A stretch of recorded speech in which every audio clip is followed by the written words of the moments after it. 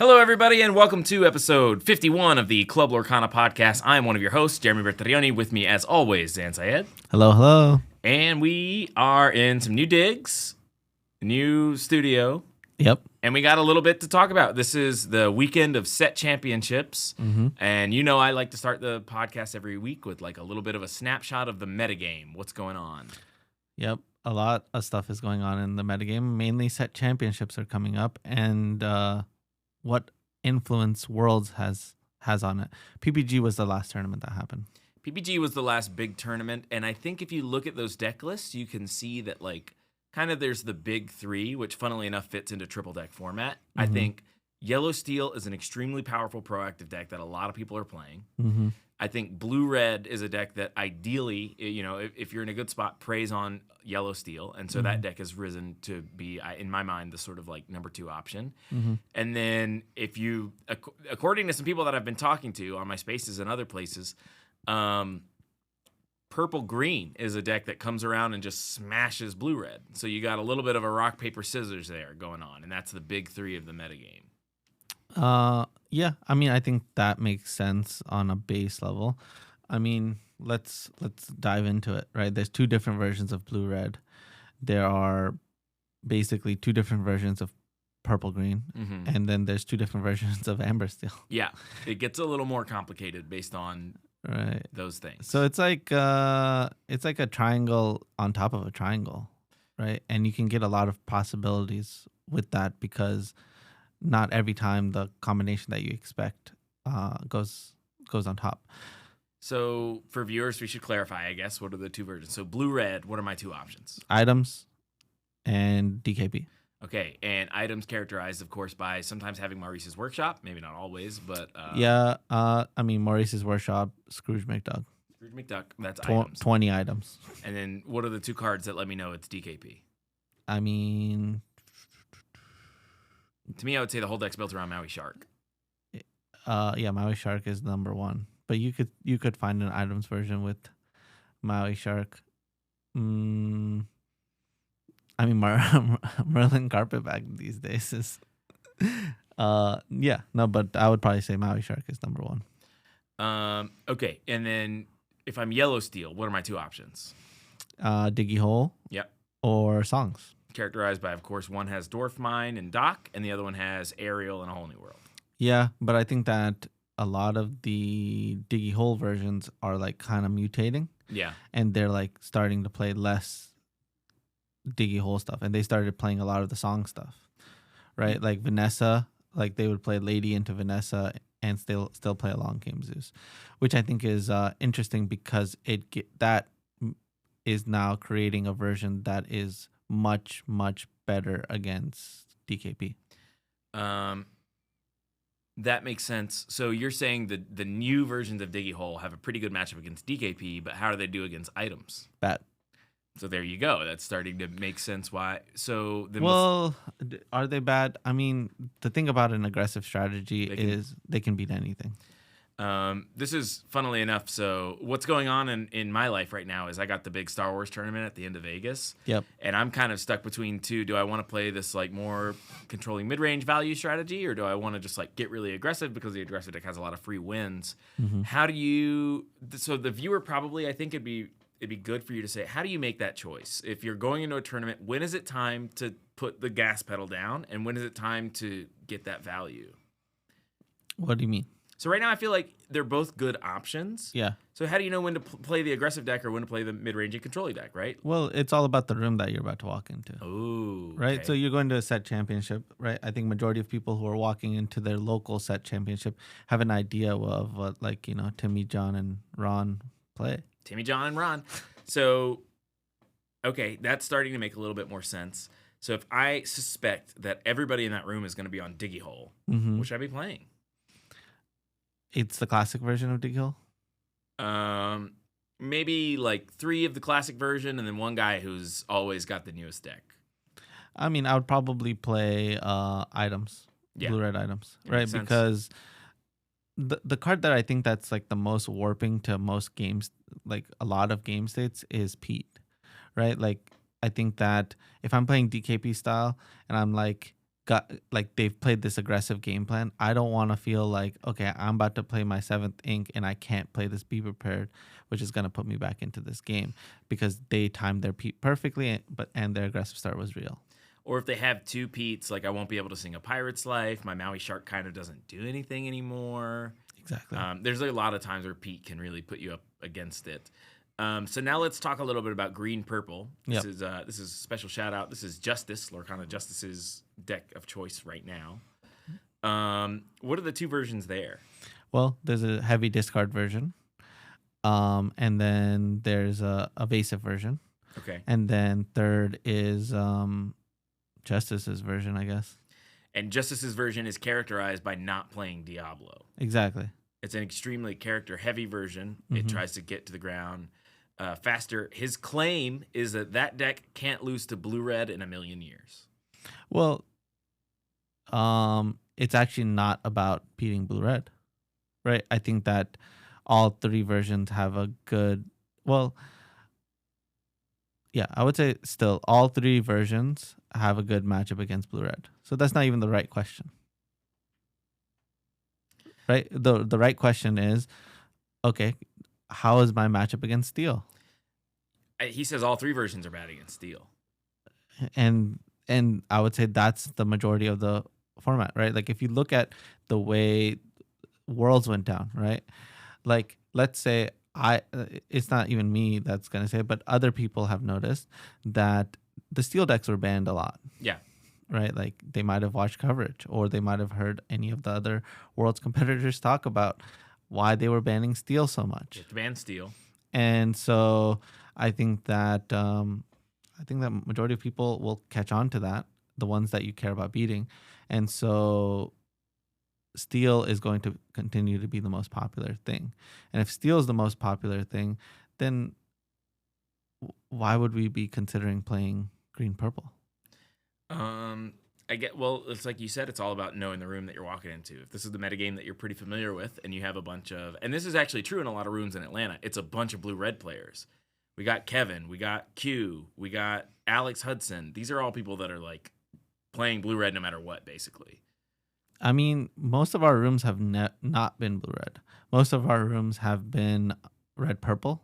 Yeah. And then after red-purple started to die, then we had, Arise in amber steel.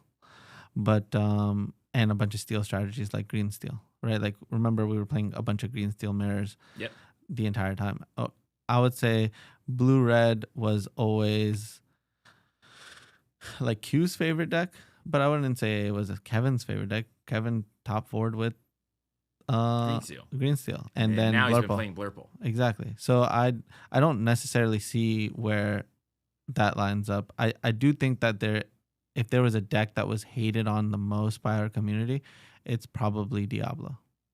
Yes, I agree. I think it's really tough in Atlanta to get a Diablo to draw you more than 1 or 2 extra cards. Exactly. So I would say the first place you should start off, if I'm walking into a room, is like, you should probably give up on Diablo. Right.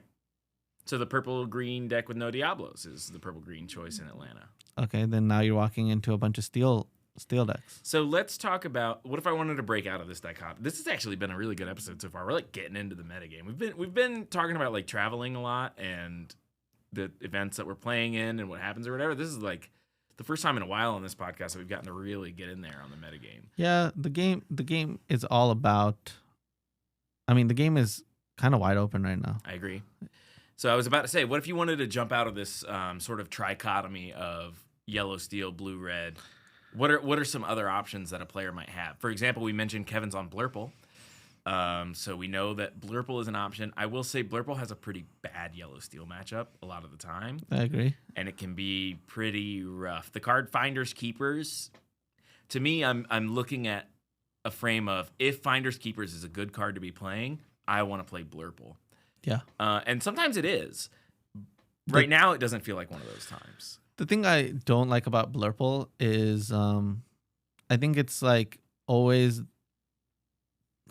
like for example, I always think it's the worst purple deck in a way, right? Like if the room is all purple, it's the worst one.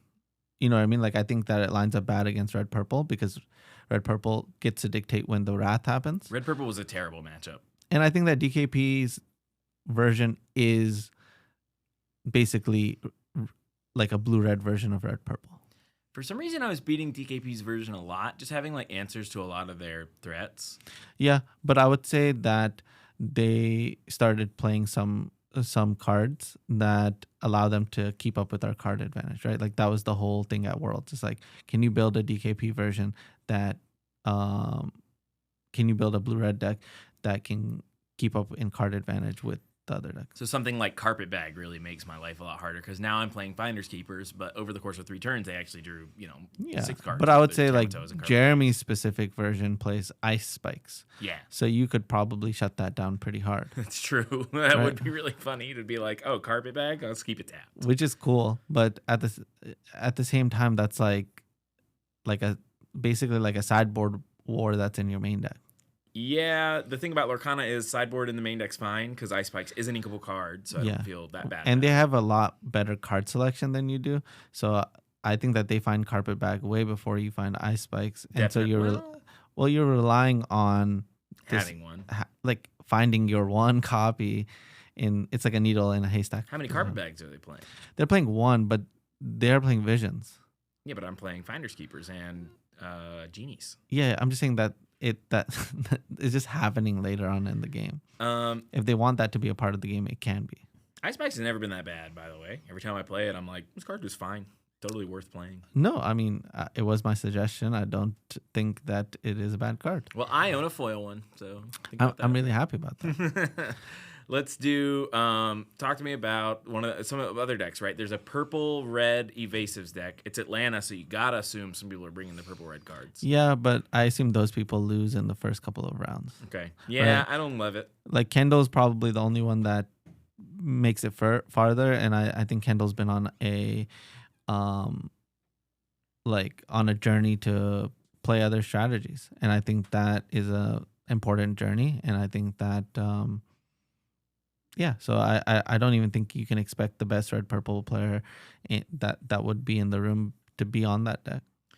What about purple steel? Are there like a couple different ways to build that? Is that a deck? I mean, that deck is great. I mean, I would say the most popular version of the deck is probably the Brooms version. Sure. And I mean that's a fantastic deck.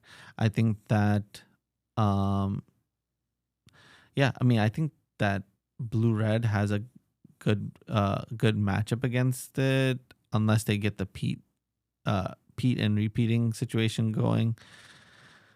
Otherwise, it can be very, very bad. Purple Steel, one of the best decks at chaining Pete's. Do you think it has a good matchup into Yellow Steel?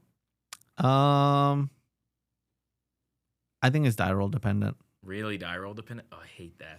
Yeah, I think it's die roll dependent. And again, I feel like we end up in a Pete repeat situation, which doesn't feel great.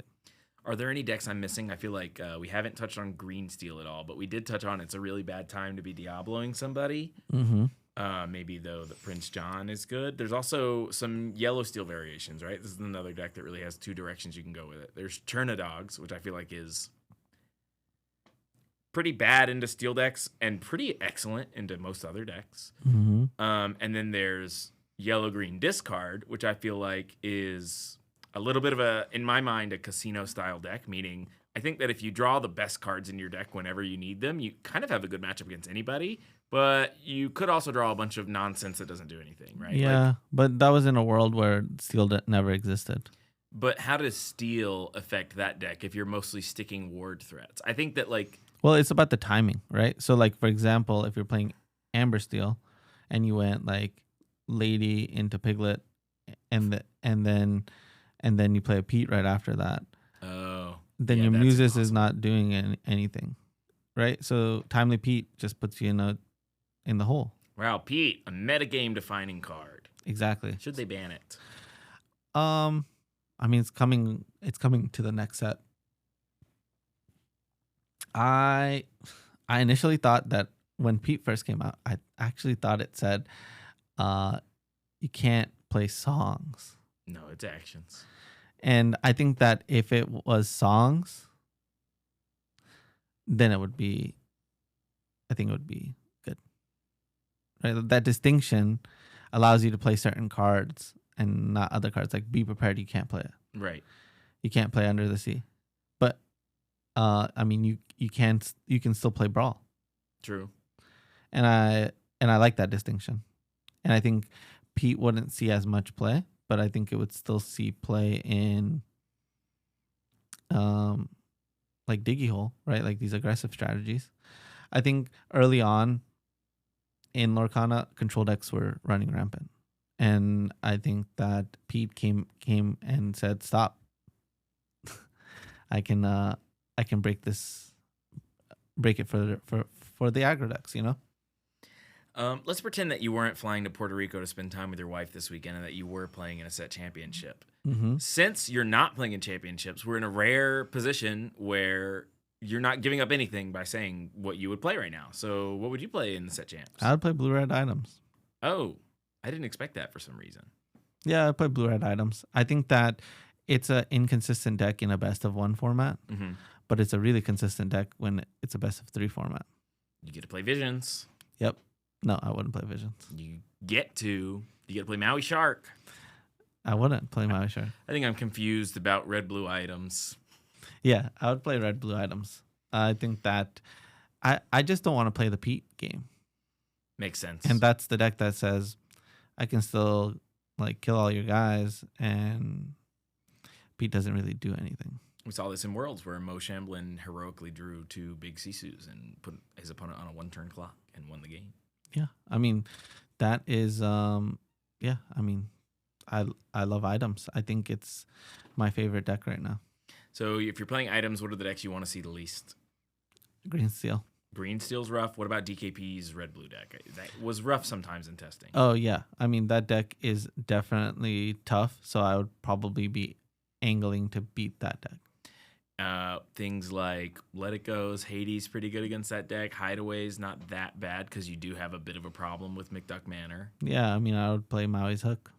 Maui's Fish Hook was awesome because then your Maui's just killed the McDuck Manor. Oh my god. Exactly. Well, there you go, guys. I mean, that's how you win your set championships. I would just play the deck that Zan's describing. I'm probably going to end up playing I think you sold me on it. I forgot about the Fish Hook. I'm in.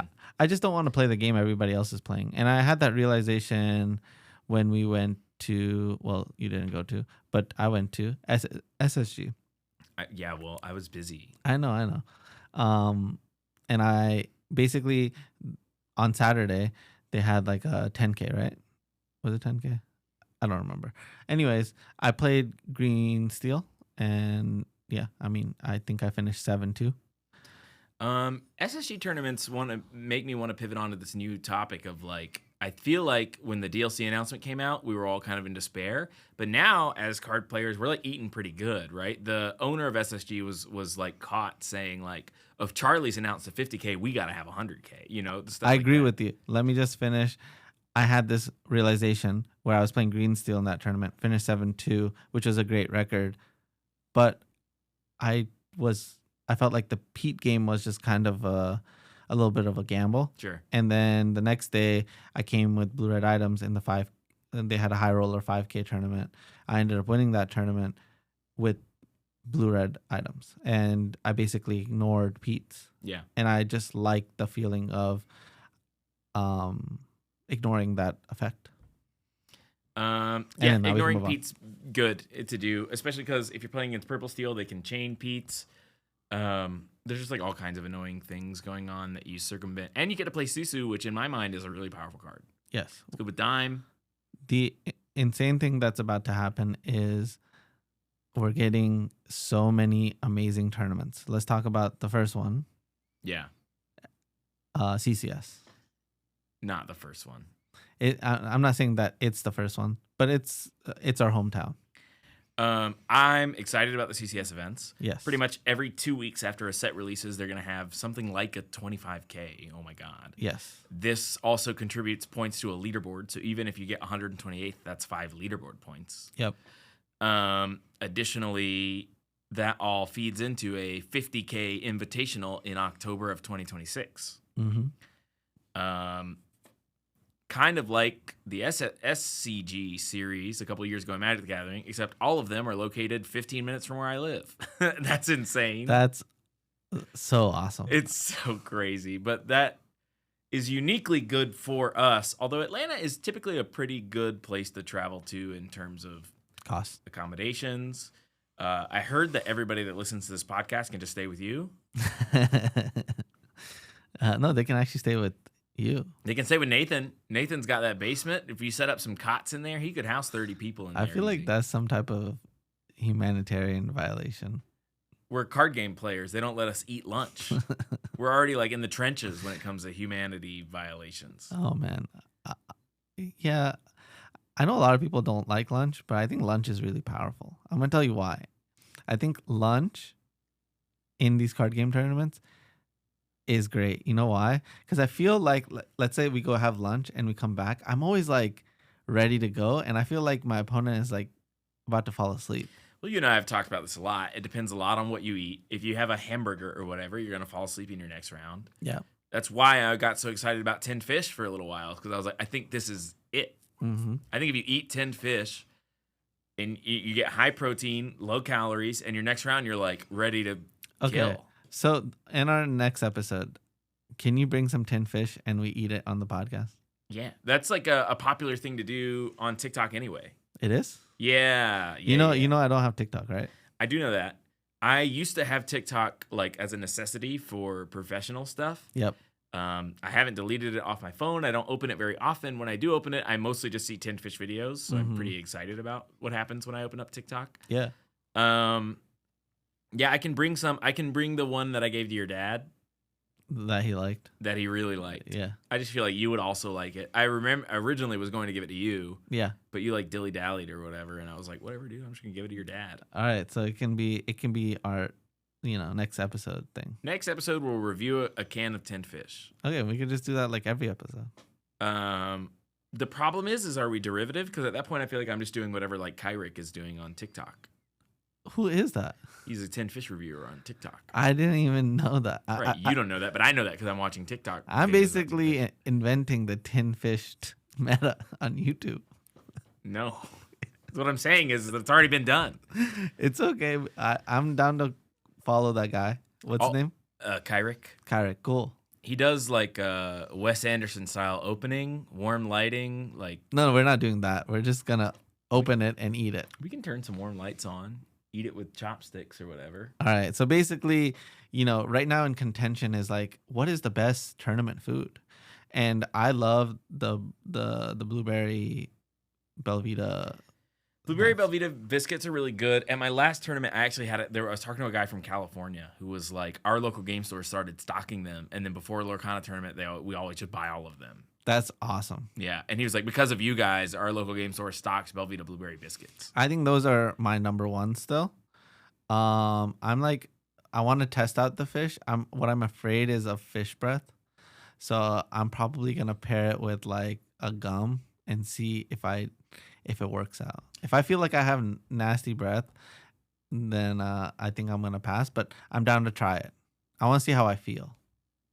I feel good after I eat 10 fish. Although sometimes I feel a little bit hungry still because it's not like a lot. I know, but I think feeling hungry during a tournament is good for you. I agree. This is like why I'm like, oh, this is Yeah, really because you're in like this, fight or flight mode, and you're willing, like you just gotta put yourself in the fight mode, and you'll play better. Can we talk about the metagame anymore? I feel like, is there any like unwashed sort of corner of the metagame? What about these like yeah, what do you want to say? Well, I mean, let's talk about all the sneaky decks. I think we were talking about Blurple. We talked about Green Steel a little bit. We should talk about what your opinion on Green Blue is. Right? There's two different versions of that. There's an items version. There's what do you call it? A spells version. I like Green Blue. I feel like the spells version has maybe the toughest time out of any deck we've talked about the card Pete. I think if you are good at timing your Petes, you can beat Green Blue every time in a steel deck. But what about the items version?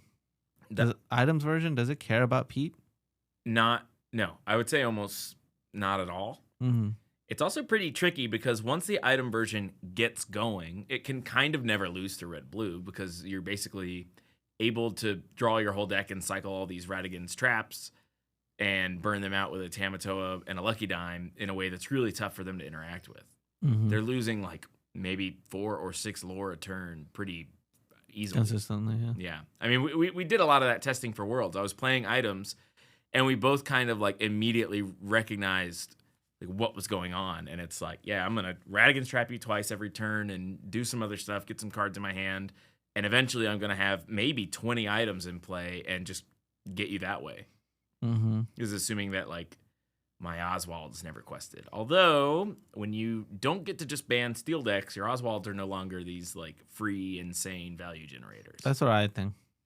So I don't think I would recommend either of those decks. So don't play them. I completed the Oswald Disney Trading Pin set. Oh, that looked awesome. And I put them on my Oswald lanyard. I can't wait to see it. So I'm fully Oswalded. I mean, you should have brought it so the podcast could see it. I'll bring it next week. Okay, cool. So Tin Fish and Oswald. We'll hold Jeremy to it. Tin Fish and Oswald. Kind of both relics of the 1930s, 1920s, really old school. Yeah. And, honestly, a sad story. Oswald's story? Yeah. I like it, though. I think it gives him a lot of character. Oswald, unlike Mickey, Donald, Goofy, Sora, the other Disney characters, got like basically, I'm trying to find like a family-friendly way to say it, but basically got totally stunted and ripped off by like basically IP law, corporate America, things that were totally out of his control. And I think that happens to a lot of people in the United States, where something totally outside of your control can like kind of ruin your whole life, right? Like I once told you that I thought that like the United States invasion of Afghanistan ruined my life in ways that I couldn't even like figure out. Mm-hmm.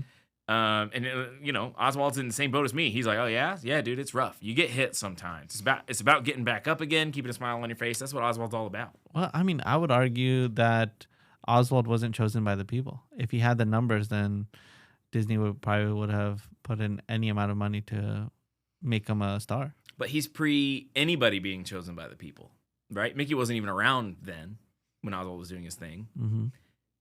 Walt Disney was just getting started. Yep. So it's not like any one of his characters had this huge rallying support. It's not like Oswald got left behind. Disney was going to put Oswald on the steamboat, and then he couldn't because of IP law, and so he made Mortimer Mouse instead, and his wife changed the name to Mickey. Yeah, but I think that if the people asked for it, they would bring it back. But I will say that Oswald's getting, the primary Oswald card is better than any Mickey card that exists. So looking to the future, we have Charlie's, we have SSG tournaments. Mm-hmm. A little bit farther away, but a pretty cheap flight to get to Miami, pretty much no matter where you are. Yep. These events are pretty good. Oh, we also have the PPG. PPG events.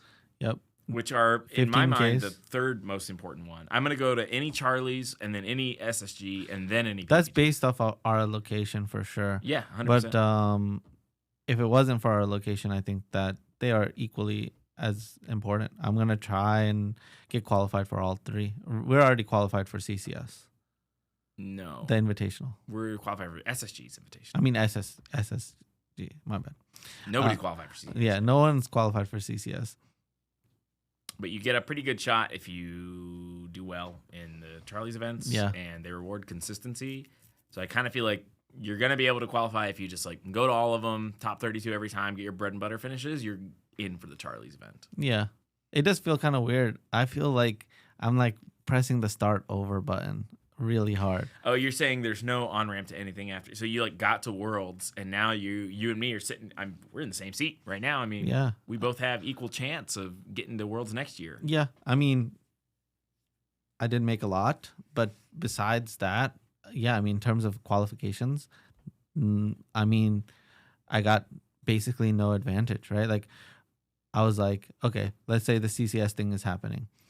I feel kind of bummed that I've won a CCS and I'm not qualified. Didn't start yet. I think SSG shouldn't have done the retroactive ones, and I'm benefiting from that directly. So it's powerful that I'm saying that. When they were like, we're doing an invitational. Here's all who's invited. I'm like, that's the opposite of how it should go. You announce the invitational, and then you keep it going the other way. Yeah, but in a way, the people who supported you from the beginning. Rewarding them is like good. Yeah, it's grandfathering them in. It's like fine. Yeah, so I don't think there's a positive or negative. I mean, I think that I'll be able to get qualified for CCS. I'm gonna try my hardest. So I don't feel any way about it, but I will say it's gonna be like, so let's say I have a PPG and a CCS. I really hope that PPG, CCS, and SSG do a good job at like Coordinating. Yeah. Yeah. If they have overlaps, that's gonna be bad. If they're gonna have overlaps with DLCs, that's gonna be bad. I really hope that doesn't happen. It would be pretty easy for them to avoid. You know when all the Charlie's events are. It's 2 weeks after the release. I know, but like if a DLC is in China, right? I don't think that they would prioritize that because they know that most of their audience wouldn't be going to China. My plan for DLCs is I'm gonna spike Baloney, get first, and then not go to any of the other ones. I mean, I hope I also get first at Baloney. Would you? But you would go to the other ones? Would I go to the other ones? I mean, I think that if you win one, I think it wouldn't be a smart financial decision not to go to the other ones. Because you've proven that you are skillful enough or extraordinary enough to be able to do that. So you should try to do it again because you know that as long as you top 32, that it's more than profit. Yeah, but getting a plane ticket, going there, it's such a hassle. I won Vegas and I still went to Seattle. No, that's true. And I still top 32 at Seattle. Even though you were dying. Even though I had food poisoning. You had food poisoning. Food poisoning is like, I think you used that word really liberally. I think that your stomach was falling out of your butt. Yes. Right. So, no, it was food poisoning. Okay. It was diagnosed. What else? Yeah, I just want to spike Baloney, not go to any other ones. To that end, I'm going to be playing just the craziest deck in Baloney. It's going to be just like something risky. Risque. Yeah, it's like go big or go home. When is the rotation happening? As soon as Fabled comes out, which is the first day is August, basically 30th, which is when SSG is. I'm beyond excited for that. Like, I'm excited for set championships, don't get me wrong, but I am kind of I just want a new world. A common feeling among Lorcana players that I got from my space is that people are just in the rotation waiting room. They like can't wait. There are a lot of concerns with that, and one of the big ones is every removal spell is rotating out. All of them. None of them are left except for Light the Fuse, the red steel like hybrid card. There's no other. What? Nothing else? You also have the Blurple put a tapped guy in the Inkwell card. Nothing else? I'm telling you, all the steel removal spells were in the first 3 sets. Yes. All of them. But boom, Strength of a Raging Fire, Let the Storm Rage On. All those are set 1 and 2 or whatever. Along Came Zeus set, I think maybe 4 or 3. It's gone 2. Yep. Brawl was in the set 3. Yep. Be Prepared is obviously in set 1. Yeah. Then like move on to any color you want. Some of them just didn't even ever have removal. Mm-hmm. Though there is also You're Welcome. The green shuffle something away and they draw it too. That's gone too? No, it's in. But that's not even great. I understand that, but yeah, if we're talking about removal spells, that is also one of the removal spells. They are so we can rewrite everything. They're gone. We don't know anything about what the game's going to look like after rotation. Well, let's talk about what we hope happens. Okay, great. Let's like start a removal equality movement. Let's start a removal equality movement is what you're going to go with for saying, like, I hope Amber gets some removal spells. Yeah, like all the colors need to have removal in order to play the game. They can look like different and do different things, but like I agree with you. There's a lot of routes Ravensburger can take. I think the Amber or the Sapphire removal, put something in the Inkwell is like pretty good. Steel has damage-based removal. Purple has bounce. Red has. Can we stop the like green must have damage in order to do anything? I can see green being like a minus style removal. Like give a creature -3/-3. That's like fine for green removal. What gives -3? Nothing in this game right now, but what I'm saying is if you're starting a removal equality movement, that is a type of removal. I think minus effects have always been hard to understand concept, and I think it breaks one of the rules for Lorcana, which is that it's got to be the easiest one. Yep. Okay, so what do you want green's removal to look like? Game designer hat on.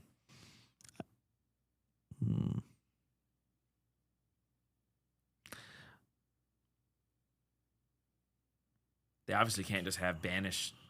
You said bounce for green, but for purple. I mean for purple, but bounce for green makes more sense because of what's his name? The 7-drop guy from Atlantis. Milo. Right? And isn't there a card bounce? Yeah, there's Mother Knows Best, which returns a card to the hand. I think that purple is like bounce my own guys so I can bounce yours. No, their removal is tap your dude. They have tap your dude in sparing spots. They also have move damage as removal. Yeah, I think that they have more than enough. Okay. Right? Like they have Elsa tap your dude. They have Pinocchio tap your dude. Yeah, Elsa's one of the last removal spells. I mean, it's basically the best one. Right. Out of all the ones I named, unless Light the Fuse is just the nut. Light the Fuse is pretty good. It's a great card. Yeah. It's a great card. Don't get me wrong on that. I'm getting you wrong. But I think Elsa is the best removal spell in the format. Yeah, well, so Fabled could do a couple things. Fabled could continue to not print removal spells, in which case we're living in this weird card game that doesn't have any removal spells. Or Fabled could, like, put 4 in every color. Which of those would you think you would rather see? Are they all 4 unique? Steel could just be the reprints. No, but are they, like, unique to their color identities? Or is it like, Brawl in all the colors? No, they would all be unique. Okay. All of them being unique is what is a really hard task. Yeah. But if they pulled it off, it would be awesome. Amber could do damage equal to the number of characters you control, or like exert characters. I love like more than and less than. What do you mean? Like more power than 5. Power 4 or greater removal spell, and then power 2 or less removal spell. Yeah, I mean right now it's 5, and I think that was a problem. If that card was 4, it would have been amazing. Okay, they could print a Amber removal spell that does 4 and put Amber in the running. The problem is that Steel would have access to it too, so your Amber Steel deck now just has like a bunch of juice removal. Yeah, I mean the other thing that we should talk about is the packages that draw you cards. Right, like I think that Lady and Doc continue to be a problem. Lady and Doc are a problem. Finders Keepers survives. Mm-hmm. None of the rabbit stuff survives, but Genie's still in. Yeah, I mean Genie's a huge problem. Like we're already looking at the purple shell and saying like, isn't this shell on like a problem? 7-mana Hades is smiling at us. He wants to see play more. The one that deals 2 damage to one of your guys and draws 2 cards. Yep, that guy's in. Do you think we get another Wrath effect? Probably. And why would anybody play red now? Maui Shark, Maui Shark. And then I guess you probably don't have a Pirate's Life because we didn't see it in any of the sealeds, and it would have been in some of the decks, or at least in some of the pools. But we keep like Thievery, right? Yeah. So you play Maui Shark. You play that new Tinkerbell. That is that Robin Hood stay around? The 1/4. I don't think. Yeah, it does because it has a shiny legendary. So yeah. There's a bunch of interesting ways that I can remember, and one of them is how the legends from set like 5 onwards were like had that like glossy finish. And obviously we keep Sail, right? Yeah, you keep Sail. You keep Sail and Tipo. That's ridiculous. But you lose 1 jump ahead, and we don't need that one. Mickey Mouse Detective. We don't need either of those. Scrooge McDuck. So let's build the blue-red shell together. The problem with blue is that blue can draw a ton of cards with Tamatoa. Blue can draw a ton of cards with all these items. No, but no popsicle's gone. Yeah. So now think about the DKP shell without it, without that stuff. let's just do it, right? 4 Tipo, 4 Sale, Yeah. 4 Robin Hood. Ooh. Stinky. Just do it because it's a form of card advantage. Yeah, it is. 4 Vision. Do we have vision? Yeah, you Yes. do. That's 16 already. Okay. 4 Maui Shark. Okay. Not Maui Hero. He's gone. You don't need it. 20. I'm sad. I'm saying that's already a shell, Yeah. right? And then now you're asking yourself, how do I fill in the rest, right? I think that's a great place to start with that. Blue red also has that removal spell that like costs 6 and kills something and gets an item back, or like the uncommon one. But we don't know if you have a good item yet. Well, we also just don't know if we're gonna have other better removal. But like Sisu's gone, Be Prepared's gone. Right now we have no way to kill dudes, so we might have to be paying 6 to kill something and get an item back. Yeah, but I'm basically leaving out the item package because there's a huge question mark on it. Well, you can start playing the sort of like bad ones, right? You have like Bell, Unconventional Tool, Maurice's Machine. Yeah, but I think that's a different deck. Yeah. Right? And the other card that I'm leaving out of this Robin Hood deck is Lilo. Lalo, the one that costs free if you have 3 actions. Exactly. The issue with that is a lot of the 1 mana blue cantrips that you were excited to play about are like no longer there. I know, but I think that they have a higher chance of being reprinted than anything else. Right. Because they're too fair. Like, Develop Your Brain is like the fairest card ever. Yeah, but we'd be more excited if they got functional reprints, right? Like if they could print like a look at the top 2, put one on top, one on the bottom, draw a card type card. Mm-hmm. That'd be good because now your infinity decks have even more cantrips. And eventually you can play a deck that's like 20, 30 cantrips or whatever. No, I mean, I do think that can happen. But basically what I'm saying is like, I think that shell is super alive, right? It's missing its wrath, but everybody's missing their wrath. Yeah. Everybody's missing their removal. So I think that just looking at that shell, it's more alive than other shells, right? So then the next shell I think that we should look at is dock shells, right? We know that one of the best removal spells in the game is going to be Diggy because Diggy stays around. So, you can keep the 2/1 happy. You can keep Dwarven Mine. You can keep Dock. And then you can keep, let's say you want the Amber out, you get Lady. And that's already like a shell. But you're missing Rapunzel. You're missing the removal. But you also get to play Pete. That's already looking good. Pretty good. Right? Let's say it's purple. Then we get to add Diablo to the shell. Yep. What? Yeah, and you have Cobra. And you have Cobra. That's already looking really good. Really and then good. But you're not repeating. You're not bouncing and playing. Yeah, you are, because you are now playing Madame M. Elephant. Whoa. Cool. And Elsa. Nice. Yeah, Elsa's great. Doesn't that deck seem great? That's probably my first pick right? so far. Because you can deal with all the small ball characters because you already have the Diggy Hole package plus Elsa. Red Purple might start to have a little bit of a resurgence, but they kind of do just need one good removal spell or a card draw spell because they're losing friends. I mean, but they're losing everything. They're losing everything. What I don't even what's their identity? They don't even have Sisu. They don't even have Flynn identity. Do like damage your own guys and move the damage. Okay, Red Purple is at the bottom of the barrel. Dang, my barrel. I think Blurple has a higher shot. Blurple definitely has a higher shot. Blurple has some really good cards. Like, well, you can play 3 ink, move that guy into the inkwell. You're the only one that gets to play that. You get to play the ramp cards. You still have your full ramp package. Elsa. Finder's Keeper. Elsa 5 Finders Keepers. So you're like, and you still have this Monstro you're the best Wrath in the game with Monstro. Yep. If you need to ramp, all is found. Oh, you ramp into Genie. You ramp. Oh, the Purple Steel deck has Genie. Oh my god. Ooh, I like Blurple though. Now you're describing it. Ramp turn 3 Genie. Pretty good. No brawls around, no removal spells. I'm feeling clean. For sure. But Peter Pan Shadowfinder's gone. I mean, what's this? I mean, yeah, Iago seems pretty good right now. Iago seems good, but I feel like if we have an Iago problem, we can solve it. Yeah. It just is a very easy card to beat. Well, how does Green Purple look? What does Green have left? Well, yeah, they lose Diablo, so they kind of lose their whole color identity. They also lose Prince John. So what are they?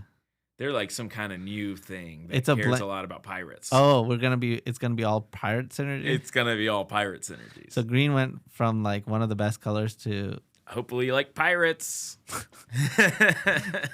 So I'm abandoning green. Oh no, you don't like pirate? Come on, that Smee's pretty good. No, I do like pirate synergies, but we don't know any of the removal spells that we get with it. You know. Yeah, and you need them because you're like, whenever you play an action that isn't a song, you're like, okay, well, green actually has some of the most removal in the form of giving things reckless, which I just remember. Like, you get to play Lewis. Mm-hmm. So maybe we're just a Bellwether might come in and be the new removal god. I mean, it's not a bad card. Don't get me wrong. You play Pluto the Bodyguard, and you got a Bellwether in play. Okay.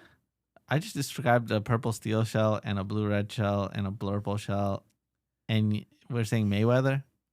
Bellwether. Bellwether was your favorite card in testing, Zan. You can't disrespect her like that. In sealed. Yeah. I loved it in sealed. It's not super sealed. Sealed. Super sealed and sealed felt pretty. Crocodile is good. Yeah, Lewis. Yeah, is an alligator. Yep, but he's good. He's an alligator. Yeah, he's from Louisiana. Okay. Gators. Cool. So basically, that card, Lewis, is I guess the best green card. I don't know what else they get. Yeah, so that probably about wraps it up. We can move on to we'll see you next week stuff. Yeah. All right, we'll see you next week. I'll bring some 10 fish. We'll do a 10 fish review. We can do a breakdown of what happened during the set championships. I'm one of your hosts, Mox Jeremy. You can always find me on my space Monday mornings. We got everything cleared up, and we're now Monday mornings Eastern time, 7 to 9. We get a lot of European listeners because that is English time, basically 2 to 3. Perfect. So I had Lorcana Villain and some other people in my chat last time. Yeah, so you find me on my space on Twitter. I think that's sort of my main thing that I got going on right now. And send me your Star Wars deck lists. I need help. Yeah, and I'm going to Puerto Rico, and so I'm not going to play any set championships this weekend, but I will be playing in some next weekend. Puerto Rico. All right, bye, everybody. Peace.